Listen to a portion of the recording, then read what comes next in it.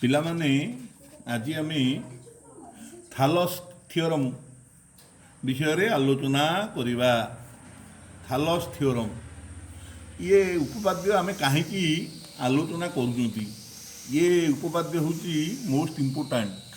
କ'ଣ most important? ନା ଦୁଇଟି ମେଣ୍ଢା ଏକାପରି ନୁହନ୍ତି, ସେମାନେ ସାଦୃଶ୍ୟ। ଗୋଟିଏ ମେଣ୍ଢା ଯାହା ହେଲେ ଅନ୍ୟ ମେଣ୍ଢା ଭଳିଆ ଦେଖାଯାଉଥିବ, ସେଇ ମେଣ୍ଢାଟା ଆଇଲା କି? କିନ୍ତୁ ସିଏ ସେ ମେଣ୍ଢା ହେଇ ନଥିବ। ତାର ଯାହା ହେଲେ ଗୋଟେ କିଛି ପ୍ରଭେଦ ଥିବ ଗୋଟିଏ ଗୁଣରେ। ଠିକ୍ ସେଇଭଳି ଭାବରେ ଜ୍ୟାମିତିକ ଚିତ୍ର କିଭଳି ଭାବରେ ସାଦୃଶ୍ୟ ହେଉଛି, ଅନୁପାତ ସମାନୁପାତ, ସେ ବିଷୟରେ ଆମେ ପଢ଼ିବା। ଆଚ୍ଛା, ଲକ୍ଷ୍ୟ କର ପିଲାମାନେ, ଗୋଟିଏ ତ୍ରିଭୁଜର ଏ ବି ସି ହେଲା ଗୋଟେ ତ୍ରିଭୁଜ। ଆର ଭୂମି ହେଉଛି 5 ସେମି, ଉଚ୍ଚତା ହେଉଛି 3 ସେମି। ଉଚ୍ଚତା କେତେ ସେମି? 3 ସେମି। ଆଉ ଗୋଟିଏ ତ୍ରିଭୁଜର ପି କ୍ୟୁ ଆର୍ ତ୍ରିଭୁଜର ଭୂମିଟି ହେଉଛି ବା କ୍ୟୁ ଆର୍ ବାହୁ ହେଉଛି 10 ସେମି। ଉଚ୍ଚତା ମୂଳ ତ୍ରିଭୁଜର ଉଚ୍ଚତା ସହିତ ସମାନ, ସେଇ 5 ସେମି। ସେଇ 5 ସେମି। ତ ଲକ୍ଷ୍ୟ କର, ତ୍ରିଭୁଜ ଏ ବି ସି ର କ୍ଷେତ୍ରଫଳ କେତେ ହେବ? ହାଫ୍ ଗୁଣନ ଗୋଟିଏ ବାହୁ ଗୁଣନ ସେଇ ବାହୁ ଉପରେ ଅଙ୍କିତ ଲମ୍ବର ଦୈର୍ଘ୍ୟ କେତେ ହେବ?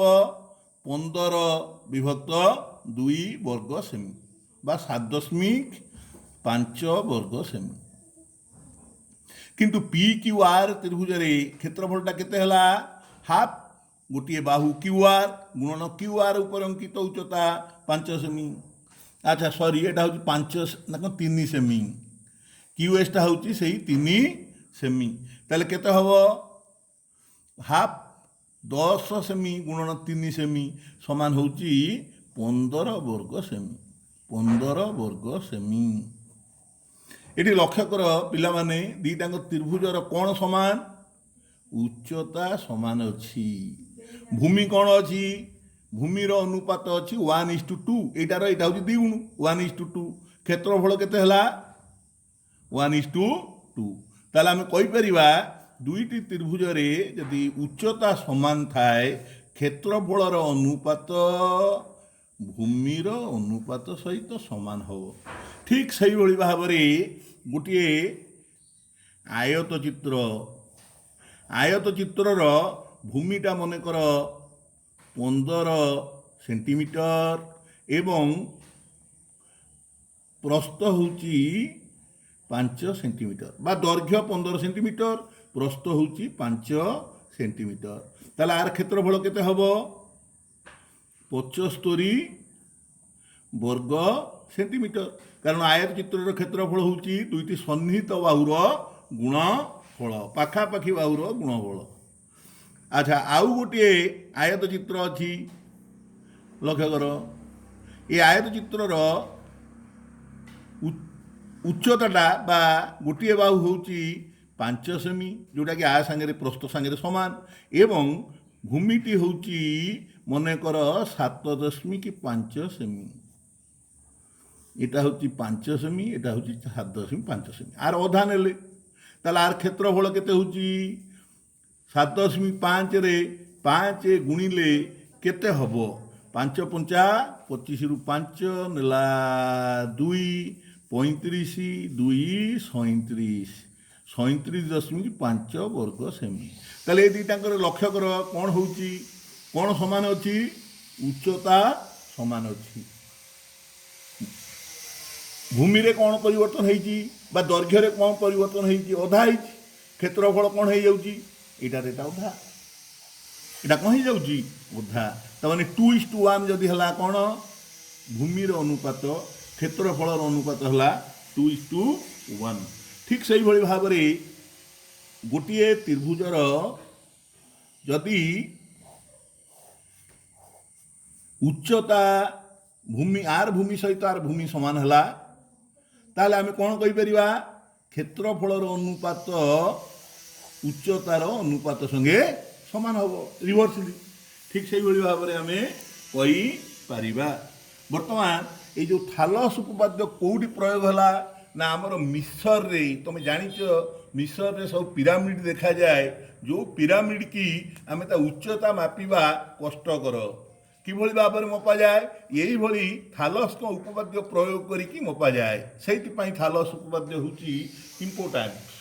ଥାଲସ୍ ଉପପାଦ୍ୟ ସାହାଯ୍ୟରେ ଆମେ ପୁରା ମନ୍ଦିରର ଉଚ୍ଚତା ନ ମାପି ଆମେ ଗୋଟିଏ ଜାଗାରେ ଠିଆ ହେଇକି କହିଦେଇପାରିବା ସେ ମନ୍ଦିରର ଉଚ୍ଚତା କେତେ। ବର୍ତ୍ତମାନ ଆସିବା ଆମେ ଥାଲସ୍ଙ୍କ ଉପପାଦ୍ୟ ପାଖକୁ। ଥାଲସ୍ଙ୍କ ଉପପାଦ୍ୟ କ'ଣ ନା ଗୋଟିଏ ତ୍ରିଭୁଜରେ ଅର୍ଥାତ୍ ABC ତ୍ରିଭୁଜରେ ଏକ ସରଳ ରେଖା, ଗୋଟିଏ ସରଳରେଖା ଆମେ ଅଙ୍କନ କଲେ ଏଲ୍ ସରଳରେଖା, ଯାହାକି BC ସହିତ ସମାନ୍ତର। ଆକୁ କେଉଁ କେଉଁ ବିନ୍ଦୁରେ ଛେଦ କଲା? ABକୁ X ବିନ୍ଦୁରେ ଏବଂ ACକୁ Y ବିନ୍ଦୁରେ ଛେଦ କଲା। ତାହେଲେ ଗୋଟିଏ ତ୍ରିଭୁଜର ଏକ ବାହୁ ସହ ସମାନ୍ତର ଭାବେ ଅଙ୍କିତ ରେଖା ଦୁଇଟା ବାହୁକୁ ଛେଦ କଲା। କିଭଳି ଭାବରେ ଛେଦ କରିବ ନା ସମାନୁପାତରେ ଛେଦ କରିବ। ଅର୍ଥାତ୍ X ବାଇ BX ଯେତିକି ହେବ AY ବାଇ CY ଏଇଆ ହେବ। ଏଇଟା ହେଉଛି ଥାଲସ୍ଙ୍କ ଥିଓରମ୍ର ଜିଷ୍ଟ। ବର୍ତ୍ତମାନ ଆମେ ପ୍ରମାଣ କରିବାକୁ କ'ଣ ପ୍ରମାଣ କରିବା?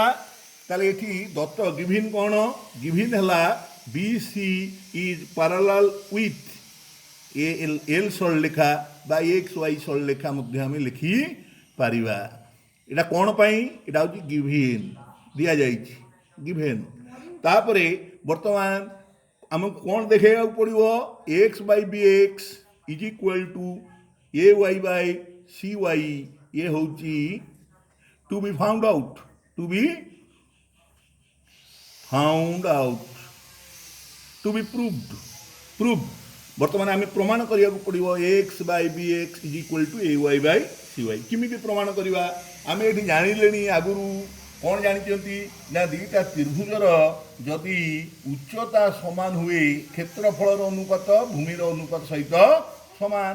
ଆଉ ଗୋଟେ ଜାଗାରେ ଜାଣିଲେଣି ଭୂମି ସମାନ ଉଚ୍ଚତା ସମାନ ହେଲେ କ୍ଷେତ୍ରଫଳ କ'ଣ ହେବ? ସମାନ ହେବ। ସେଇଆକୁ ଆମକୁ ପ୍ରୟୋଗ କରିବାକୁ ପଡ଼ିବ।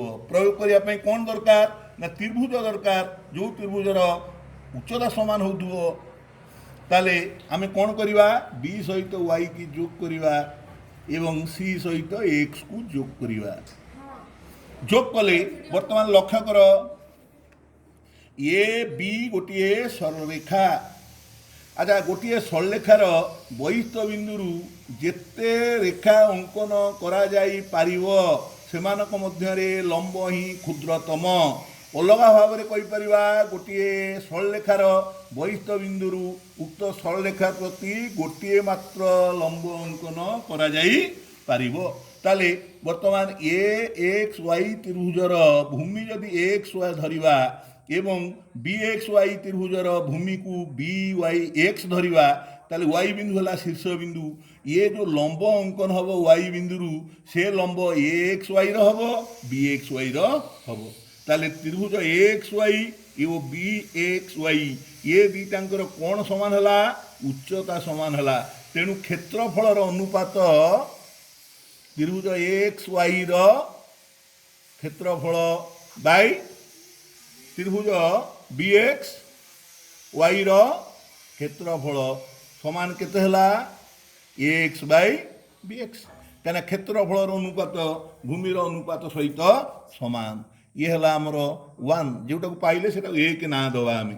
ଠିକ୍ ସେଇଭଳି ଭାବରେ AXY ତ୍ରିଭୁଜ ଏବଂ CXY ତ୍ରିଭୁଜ ଦୁଇଟାଙ୍କର କ'ଣ ହେଇଛି ନା ଆର ଯଦି ଭୂମି AY ଧରିବା ଏବଂ XYC ତ୍ରିଭୁଜର ଭୂମିକୁ CY ଧରିବା, ଏଇଟା ଗୋଟିଏ ସରଳରେଖା ଅଛି। X ବିନ୍ଦୁରୁ ଗୋଟିଏ ମାତ୍ର ଲମ୍ବ ଅଙ୍କନ କରାଯାଇପାରିବ। ତାହେଲେ XY ତ୍ରିଭୁଜର ଲମ୍ବ ଯିଏ ହେବ XYC ତ୍ରିଭୁଜର ଲମ୍ବ ସିଏ ହେବ। ତେଣୁ ଦୁଇଟାଙ୍କର କ୍ଷେତ୍ରଫଳର ଅନୁପାତ ତ୍ରିଭୁଜ AXYର କ୍ଷେତ୍ରଫଳ ବାଇ ତ୍ରିଭୁଜ CXYର କ୍ଷେତ୍ରଫଳ କ'ଣ ହେବ? AY Bai CY। এটা ହେଉଛି 2 ନାଁ ଦେଲେ ଆମେ। ଆଚ୍ଛା, ବର୍ତ୍ତମାନ ଲକ୍ଷ୍ୟ କର କେଉଁ କେଉଁ ତ୍ରିଭୁଜ BXY ଓ CXY ଦୁଇଟାଙ୍କ ତ୍ରିଭୁଜର ଭୂମିକୁ ଯଦି XY ଧରିବା, XY ସାଧାରଣ ଦୁଇଟାଙ୍କ କାହା ମଧ୍ୟରେ ଅଛନ୍ତି? ସମାନ୍ତର ସରଳରେଖା ମଧ୍ୟରେ। ଦୁଇଟି ସମାନ୍ତର ସରଳରେଖା ମଧ୍ୟରେ ଅବସ୍ଥିତ ଚିତ୍ରମାନଙ୍କର ଉଚ୍ଚତା ସମାନ। ଉଚ୍ଚତା ସମାନ। ତାହେଲେ ଏଇ ଦୁଇଟାଙ୍କ ତ୍ରିଭୁଜକୁ ଆମେ ଯଦି ଦେଖିବା, ଏ ଦୁଇଟାଙ୍କ ସମାନ୍ତର ସରଳରେଖା ମଧ୍ୟରେ ଅଛନ୍ତି, ତେଣୁ ଉଚ୍ଚତା ସମାନ ଏବଂ ଦୁଇଟାଙ୍କର ସାଧାରଣ ଭୂମି ଏକ୍ସ ୱାଇ, ତେଣୁ ଦୁଇଟାଙ୍କର କ୍ଷେତ୍ରଫଳ ସମାନ ହେବ। ତ୍ରିଭୁଜ ବି ଏକ୍ସ ୱାଇର କ୍ଷେତ୍ରଫଳ ସମାନ ତ୍ରିଭୁଜ C X Y. C X ୱାଇର କ୍ଷେତ୍ରଫଳ ଏଇଟା ହେଉଛି 3। ତାହେଲେ 1 2 3 କି ଲକ୍ଷ୍ୟ କର ଭଲ ଭାବରେ ପିଲାମାନେ। 1 2ରେ ଲବ ସମାନ ଅଛି ଦୁଇଟାଙ୍କ ଏବଂ ଏ ହର ଦୁଇଟାଙ୍କ ସମାନ ବୋଲି ତୃତୀୟରେ ଆମେ ବାହାର କରିଛନ୍ତି। ତେଣୁ ଏ ଦୁଇଟାଙ୍କରୁ ତିନିଟାଙ୍କରୁ ସ୍ପଷ୍ଟ ହୋଇଯାଉଛି 1 2 ଓ 3ରୁ ସ୍ପଷ୍ଟ ଏକ୍ସ ବାଇ ସରି ଏଇଟା ହେଉଛି B X. X by B X is equal to A Y by C Y. ଏଇଟା କେମିତି ହେଲା ତୁମେ ସବୁ ଲକ୍ଷ୍ୟ କର ଭଲ ଭାବରେ। ଏଠି ଲବ ଆ ଲବ ସାଙ୍ଗରେ ଆ ଲବ ସମାନ, ଏଇ ହରଟା ସମାନ ବୋଲି ଆମେ ଏଇଠୁ ବାହାର କଲେ। ତେଣୁ ଏ ବାମ ପାର୍ଶ୍ୱ ସହିତ ଏ ବାମ ପାର୍ଶ୍ୱଟି ସମାନ ହେଉଛି, ତେଣୁ ଏ ଡାହାଣ ପଟ ସହିତ ଡାହାଣ ପଟଟି ସମାନ ହେବ। ତେଣୁ X by B X is equal to A Y by C Y. ଇଏ ହେଲା ଥାଲସ୍ଙ୍କ ଉପପାଦ୍ୟ। ଏଇ ଥାଲସ୍ଙ୍କ ଉପପାଦ୍ୟକୁ ଆମେ ପ୍ରୟୋଗ ମଧ୍ୟ ଏମିତି କରିପାରିବା, ଲେଖିପାରିବା। ତ୍ରିଭୁଜ ଏ ବି ସିରେ ଯଦି ଏକ୍ସ ୱାଇ ସରଳରେଖା ଗୋଟେ ଅଙ୍କନ କରାଗଲା, ଏ ବିର ବର୍ଦ୍ଧିତ ଅଂଶକୁ ଏକ୍ସ ବିନ୍ଦୁରେ, ଏ ସିର ବର୍ଦ୍ଧିତ ଅଂଶକୁ ୱାଇ ବିନ୍ଦୁରେ ଯଦି ଛେଦ କରିବ, ଏଠି ବର୍ଦ୍ଧିତ ଅଂଶକୁ ଯଦି ଛେଦ କଲା, ତାହେଲେ ଏଠି ମଧ୍ୟ X by B X is equal to A Y by C Y ହେବ। ଠିକ୍ ସେଇଭଳି ଭାବରେ ଗୋଟିଏ ତ୍ରିଭୁଜର ଏ ବି ସି ହେଲା ଗୋଟିଏ ତ୍ରିଭୁଜ। ବି ସି ସହିତ ସମାନ୍ତର କରି ଗୋଟେ ରେଖା ଅଙ୍କନ କଲେ, ଇଏ ବି ଏ ରଶ୍ମିକୁ ଏକ୍ସ ବିନ୍ଦୁରେ ଓ ସି ଏ ରଶ୍ମିକୁ ୱାଇ ବିନ୍ଦୁରେ ଛେଦ ଯଦି କଲା, ଏଠି ମଧ୍ୟ X by B X is equal to A Y by C Y ହେବ। ଇଏ ହେଉଛି ଥାଲସ୍ଙ୍କ ଉପପାଦ୍ୟ। ଏଇଗୁଡ଼ିକୁ ସବୁ ପ୍ରୟୋଗ କରିକି ବଡ଼ ବଡ଼ ଉଚ୍ଚତା ବଡ଼ ବଡ଼ ଇଏ ସବୁ ମପାଯାଏ। ଆଚ୍ଛା, ବର୍ତ୍ତମାନ ଆର ଆପ୍ଲିକେସନ୍ ଆମେ ଦେଖିବା। ଏ ବି ସି ଗୋଟିଏ ତ୍ରିଭୁଜ, ଆର ଉପରିସ୍ଥ ଏ ବି ଉପରିସ୍ଥ ଏକ୍ସ ଗୋଟିଏ ବିନ୍ଦୁ, ଏ ସି ଉପରିସ୍ଥ ୱାଇ ଗୋଟିଏ ବିନ୍ଦୁ। ଯଦି ଏକ୍ସ ୱାଇ ବି ସି ସହିତ ସମାନ୍ତର ହେଲା, ଏକ୍ସ ୱାଇଟା ବି ସି ସହିତ କ'ଣ ହେଲା ସମାନ୍ତର, ଏ ବି ହେଲା 3 ସେମି, ବି ସି ହେଲା 5 ସେମି, ଏ ୱାଇ ହେଲା 6 ସେମି, ତାହେଲେ ସି ୱାଇ କେତେ ହେବ? ଠିକ୍ ସେ ପ୍ରୟୋଗ କରିବା ଆମେ। ତାହେଲେ ଥାଲସ୍ଙ୍କ ଉପପାଦ୍ୟ ଅନୁସାରେ ଆମେ କ'ଣ ଲେଖିପାରିବା? X by B X is equal to A Y by C Y. ଏଇଟା ଦିଗରେ କେତେ ଲେଖିବା? 3 ସେମି ବାଇ 5 ସେମି, ଇଏ ହେଲା 6 ସେମି ବାଇ ସି ୱାଇ। ପିଲାମାନେ ଲକ୍ଷ୍ୟ କର, ସିରେ ସେମିରେ ସେମି କଟି ଯାଉଛି, ତାହେଲେ 3 C Y is equal two 30 ସେମି, ତାହେଲେ C Y is equal two 10 ସେମି। এইভাবে ভাবে এমতি আপ্লিকেশনকু বাহার করা পড়ব। আচ্ছা, यार ইনডাইরেক্ট মধ্যে কইপারিবা থালস্ক উপপাদ্যর গোটিয়ে ত্রিভুজরে যদি এ বি সি ত্রিভুজরে এ বি উপরে এক্স গোটে বিন্দু, এ সি উপরে ওয়াই গোটিয়ে বিন্দু, যদি X by B X is equal to A Y by C Y হেলা, আমি কইপারিবা বি সি সহিত এক্স ওয়াই সমান্তর। এইটা সাংরে এটা কোণ হব? সমান্তর হব। সেমতি থালস্ক উপপাদ্য অনুসারে আউ কোণ কইপারিবা? একাধিক সরলরেখা পরস্পর সমান্তর, সমান্তর সরলরেখা দ্বারা ছেদিত এ তিনটাঙ্ক সমান্তর সরলরেখা ছেদিত এক ছেদক, ছেদক মনে কর T1, সরলরেখা গুড়িক যথাক্রমে এ বি সি বিন্দুরে ছেদ করেছি, আউ গোটিয়ে ছেদক T2 আকু ছেদ করেছি ডি ই এফ বিন্দুরে। এই থালস্ক উপপাদ্য অনুসারে আমি কইপারিবা এ ছেদিতাংশর অনুপাত যেতিকি হব প্রথমর দ্বিতীয়র ছেদিতাংশর অনুপাত সেতিকি হব, অর্থাৎ এ বি বাই বিসি সমান ডি বাই ই এফ হব। এটা কেমিতি থালସ୍ଙ୍କ ଉପପାଦ୍ୟ ଅନୁସାରେ ହେଉଛି ନା ବର୍ତ୍ତମାନ ଆମେ ଏ ସାଙ୍ଗରେ ଏଫ୍କୁ ଯୋଗ କରିବା। ଏ ସାଙ୍ଗରେ ଯଦି ଏଫ୍କୁ ଯୋଗ କଲେ ବର୍ତ୍ତମାନ ମନେକର L2 ସରଳରେଖାକୁ ଏସ୍ ବିନ୍ଦୁରେ ଛେଦ କଲା, ତାହେଲେ ବର୍ତ୍ତମାନ ଆମେ ଜାଣିଛନ୍ତି କ'ଣ L3 ସାଙ୍ଗରେ କିଏ ସମାନ୍ତର L2, ତାହେଲେ CF ସାଙ୍ଗରେ ସମାନ୍ତର କିଏ BS। ତେଣୁ କ'ଣ ଲେଖିପାରିବା AB Bai BC, AB Bai BC ସମାନ AS ବାଇ SF। ଏଇଟା ହେଲା କି ଠିକ୍ ସେଇଭଳି ଭାବରେ ଇଏ ଗୋଟେ ତ୍ରିଭୁଜ କେଉଁଟା ADF, AD ସାଙ୍ଗରେ ସମାନ୍ତର କିଏ SF, କାହିଁକି L1 ସାଙ୍ଗରେ L2 ହେଉଛି ସମାନ୍ତର। ତାହେଲେ ଏଇଟା ସାଙ୍ଗରେ ଏଇଟା ସମାନ୍ତର ହେବାରୁ ଆମେ କ'ଣ ଲେଖିପାରିବା ଥାଲସ୍ଙ୍କ ଉପପାଦ୍ୟ ଅନୁସାରେ AS ବାଇ SF ସମାନ D ବାଇ EF। ବର୍ତ୍ତମାନ ଏଟା ହେଲା 2, 1 2ରୁ ସ୍ପଷ୍ଟ କ'ଣ ହେଉଛି ବର୍ତ୍ତମାନ ଆର ଡାହାଣ ପଟ ସାଙ୍ଗରେ ଆର ବାଁ ପଟ ସମାନ, ତେଣୁ ପ୍ରଥମର ବାମ ପାର୍ଶ୍ୱ ସହିତ ଶେଷର ଦକ୍ଷିଣ ପାର୍ଶ୍ୱ ସମାନ ହେବ। ତାହେଲେ AB ବାଇ BC ସମାନ D ବାଇ EF। ଇଏ ଥାଲସ୍ଙ୍କ ଉପପାଦ୍ୟ ପ୍ରୟୋଗ କରିକି ମଧ୍ୟ ଏହାକୁ ପ୍ରମାଣ କଲେ ଆମେ। ଇଏ ମଧ୍ୟ ତୁମର ଉପପାଦ୍ୟ ଆକାରରେ ଗୋଟେ ଅଛି, ପିଲାମାନେ ଆକୁ ସବୁ ଭଲ ଭାବରେ ଏତିକକୁ ଯଦି ଲକ୍ଷ୍ୟ ରଖିବ ତୁମେ ଅଧିକାଂଶ ସିଚୁଏସନ୍କୁ ସମାଧାନ କରିପାରିବ। ଭବିଷ୍ୟତରେ ଯେଉଁମାନେ ସବୁ ଇଞ୍ଜିନିୟରିଂ ପାଠରେ ଯିବେ, ମାପଟୁ ପାଠରେ ଯିବେ, ସେମାନେ ଏରା ସବୁ ଜାଣିପାରିବେ। ତୁମେ ଜାଣିଛ ମେଟ୍ରୋଲୋଜିକାଲ ଡିପାର୍ଟମେଣ୍ଟର ଯେଉଁ ସାଇଣ୍ଟିଷ୍ଟ ସବୁ ଆସିଛନ୍ତି ସେମାନେ ସବୁ ଏଇଆକୁ ସବୁ ପ୍ରୟୋଗ କରିକି ଜାଣୁଛନ୍ତି କେତେ ଦିନ ପରେ ବର୍ଷା ହେବ, ତାଙ୍କ ଗଣନା କରୁଛନ୍ତି ସବୁ। ଏସବୁ ପାଠ ଜାଣିଲେ ତେବେ ହେବ ଯାଇକି। ହଉ ଆଜି ଏତିକି ରହିଲା, ଆକୁ ସବୁ କରିବ ସବୁ।